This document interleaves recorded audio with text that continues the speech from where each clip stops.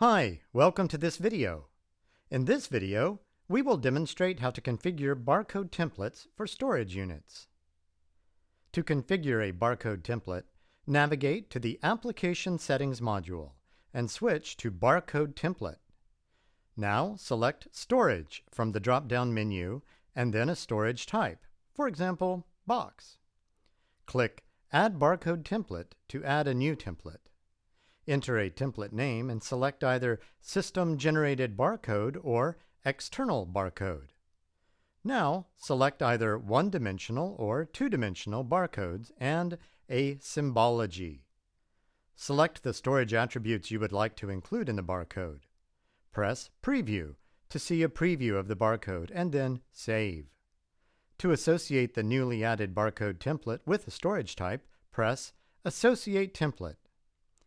To dissociate, select a storage type and press Dissociate Template. To update existing barcodes, press Update Existing Barcode. Select either Update Barcode to update existing barcodes or Clear Barcode to remove existing barcodes. You can choose to update barcodes for specific storage records or all records of the selected storage type. Tick a Used Template ID and press Update. To update an existing barcode template, select the template and press Edit Barcode Template. Make the required changes and press Update. Similarly, press Delete Barcode Template to delete one. To update barcode settings, click Barcode Settings. Select the desired information separator for two-dimensional barcodes from the drop-down menu. You can define the width and height of the barcode image.